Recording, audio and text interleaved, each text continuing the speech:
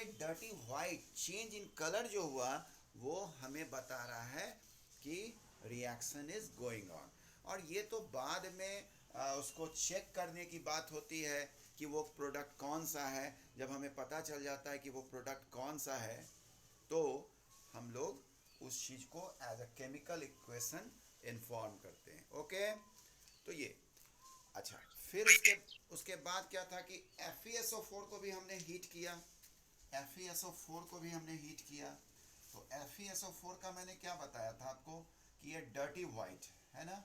अब इसको जब मैंने हीट किया फिर सवाल उठता है कि how you can say that chemical reaction is going on. तो एक ब्राउन अपीयरेंस हमको दिखा।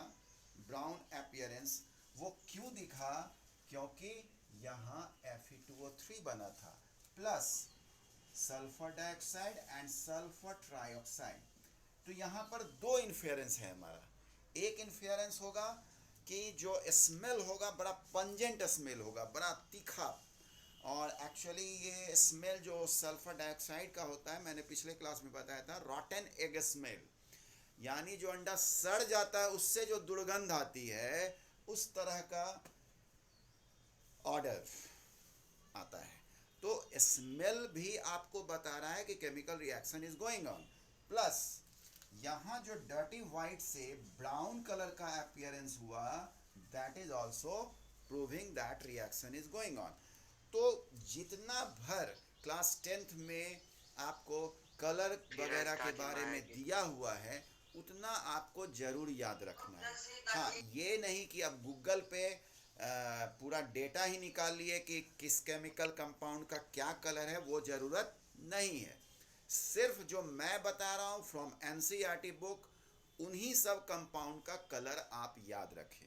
ये अच्छा होगा कि आप NCERT से फिल्टर करके एक डेटा बना लें कि किस कंपाउंड का क्या कलर है। ओके, इन्फेरेंस जो होगा वो चेक करना है कि ठीक है कि मैंने PbNO3 मीन्स लेड नाइट्रेट जो वाइट कलर था उसको मैंने हीट किया तो मुझे फ्यूम मिला जो कि रेडिश ब्राउन कलर का था। It means chemical reaction is going on. लेकिन आपको ये याद रखना है कि वो रेडिश ब्राउन फ्यूम किस कंपाउंड या कौन से गैस के कारण था। तो that is nitrogen dioxide, very important for board exam, यदि बोर्ड एग्जाम होता है तो। ठीक है, तो ये भी बात बोलनी पड़ेगी। तो नाइट्रोजन डाइऑक्साइड, ठीक है, रेडिश ब्राउन फ्यूम। तो जब इसका डिकम्पोजिशन हुआ तो यहाँ भी तो कुछ प्रोडक्ट ऑब्टेन हुआ होगा ना भाई। ऐसा तो नहीं है कि PbNO3 रह गया वैसा का वैसा। और ये नाइट्रोजन डाइऑक्साइड का निकलना ही कि decomposition is taking place and some other compound is also formed. तो वो क्या फॉर्म हुआ वो चेक कर लेते हैं हम लोग भाई। तो वो एक्चुअली हीट जब किए हम लोग तो PbO यानी lead monoxide plus NO2 and plus O2, ये वेरी वेरी इंपॉर्टेंट रिएक्शन है, याद रखिएगा। और उधर chemical reaction is going on में लेड आयोडाइड वाला वो भी बहुत इंपॉर्टेंट है। प्रेसिपिटेट जो फॉर्मेशन होता है येलो कलर का हो जाता है, वो भी याद रखिएगा। तो PbNO3 गिव्स PbO NO2O2।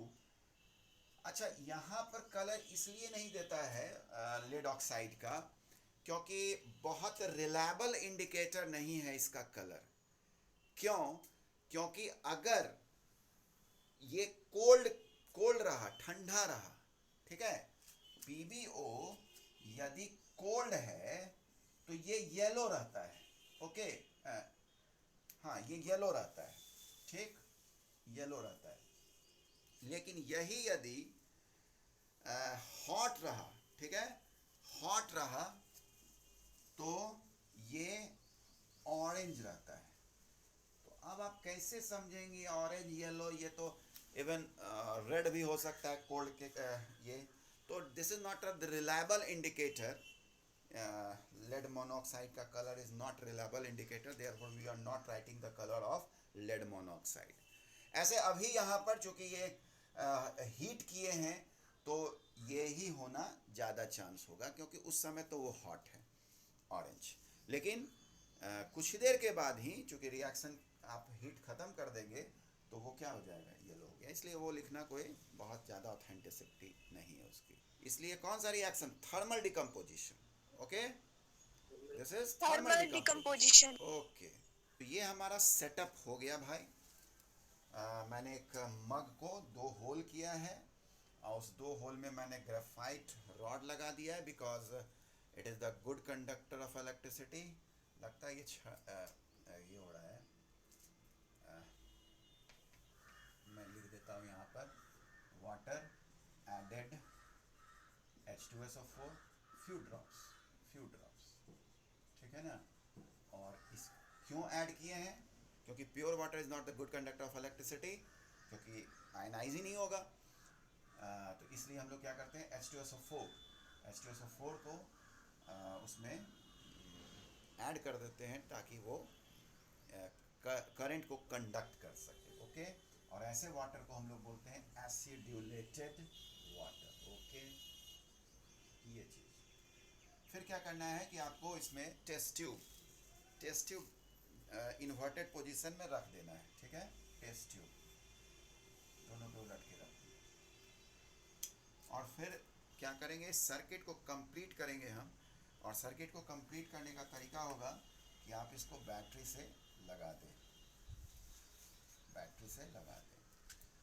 अब ये ध्यान देने वाली बात है, फिज़िक्स आप पढ़ते ही हैं, तो ये जो बड़ा वाला डंडा होता है इसको पॉजिटिव बोलते हैं और छोटा वाला डंडा को निगेटिव बोलते हैं।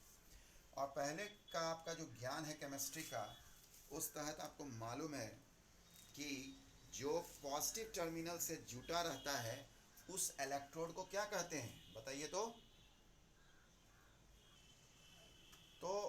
एक एनोड हो गया जो पॉजिटिव टर्मिनल से जुटा हुआ है और जो निगेटिव टर्मिनल से जुटा हुआ है दैट इज कैथोड। अब क्या होगा कि वी आर डिकम्पोजिंग वाटर।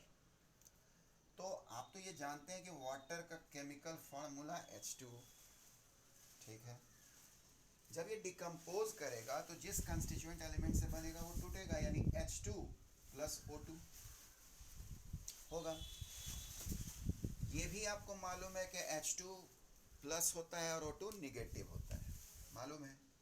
तो जो निगेटिव है ये आयनाइज होके आया है, तो जो निगेटिव होगा वो पॉजिटिव से जुटेगा, यानी वो ऑक्सीजन यहाँ जमा होगा ना जी। और हाइड्रोजन पॉजिटिव है तो वो कहाँ जमा होगा, नेगेटिव के पास, ठीक। ये चीज़ होगा इसमें। तो H2O जब एक्चुअली आयनाइज हुआ होगा H2O, तो H प्लस और O2 माइनस के रूप में आयनाइज हुआ होगा, यस सर। ठीक है ना। तो वो O2 माइनस किसकी तरफ अट्रैक्ट करेगा, एनोड की ओर, पॉजिटिव की ओर। और वहाँ वो जिस रूप में एग्जिस्ट करता है, गैस के रूप में एग्जिस्ट कर रहा है, तो गैस के रूप में वो डायटोमिक मॉलिक्यूल के रूप में जमा होता है। थोड़ा यहाँ पर गैस के रूप में जमा होगा तो O2 माइनस होगा, वो O2 ऑक्सीजन डायटोमिक। और यहाँ जो जमा होगा हाइड्रोजन, वो H2 के रूप में जमा होगा। अब एक बड़ा इंपॉर्टेंट क्वेश्चन बोर्ड में पूछा जाता है कि आप इसको पहले बैलेंस करें। जब आप बैलेंस कीजिएगा तो हाइड्रोजन यहाँ 2 है, यहाँ 2 है, लेकिन ऑक्सीजन यहाँ 2 है और यहाँ 1 ऑक्सीजन है। इसलिए मैं क्या करूँगा कि ऑक्सीजन को यहाँ बैलेंस करूँगा तो 2 हो जाएगा, ये 2 ऑक्सीजन। लेकिन हाइड्रोजन क्या हो गया, 4 हो गया। हाइड्रोजन के पास 2 लिखेंगे, तो यहाँ के पास 2 लिखेंगे, 2 लिख देंगे। इसका मतलब जब आप वाटर को तोड़ेंगे तो ऑक्सीजन के कंपैरिजन में हाइड्रोजन डबल जमा होगा। इस कारण से क्या होगा कि जब हाइड्रोजन गैस और ऑक्सीजन गैस, चूंकि वो गैस है तो स्वाभाविक है ऊपर उठेगा, यहाँ जमा होगा, यहाँ जमा होगा और पानी को नीचे खिसकाएगा, जिसको हम लोग कहते हैं downward displacement of water method, है ना। तो अब आप ये पाइएगा क्या कि जिस टेस्ट ट्यूब में हाइड्रोजन जमा हो रहा है उसमें जो वाटर डिस्प्लेस होगा वो ज़्यादा डिस्प्लेस होगा ऑक्सीजन की अपेक्षा। मान लिया ऑक्सीजन में आपने पानी भरा था तो यहाँ तक पानी डिस्प्लेस हुआ है, ठीक है, यहाँ तक पानी डिस्प्लेस हुआ, लेकिन हाइड्रोजन में डिस्प्लेस उसका डबल हुआ है। क्यों, क्योंकि वो ऑक्सीजन से डबल वॉल्यूम में डिसोसिएट हो रहा है। ओके, तो ये चीज़ याद रखिएगा कि जो डायग्राम आप बनाइएगा तो हाइड्रोजन जो जमा जिस टेस्ट ट्यूब में हो रहा है वो ऑक्सीजन से उसका वॉल्यूम डबल दिखाना है. ओके. वाटर का जो मैंने डिकम्पोजिशन किया दैट इज इलेक्ट्रोलाइसिस. और अब जो मैं बताऊंगा दैट इज फोटोकेमिकल रिएक्शन. तो ये भी ध्यान रखना है कि डिकम्पोजिशन रिएक्शन में भी हम लोग क्या क्या पढ़ रहे हैं. Thermal decomposition, electrolysis and the next is photochemical reaction. Okay. नहीं करना है कि आपको बुनसन बर्नर वगैरह इस्तेमाल किए. मैंने क्या किया, सिल्वर क्लोराइड लिया और उसको जहाँ पर सनलाइट आ रहा है वहाँ पर मैंने इस प्लेट को रख दिया. थोड़ी देर में पाता हूँ क्या कि वहाँ मुझे ग्रे कलर का कंपाउंड दिख रहा है, ग्रे कलर का. ठीक. और ये तो डेफिनेट बात है कि अगर डिकम्पोजिशन हुआ है, कोई गैस इवॉल्व हो रहा है, तो वहाँ आपको कौन सा दिखने जाएगा या आप क्या ऑब्जर्व करेंगे.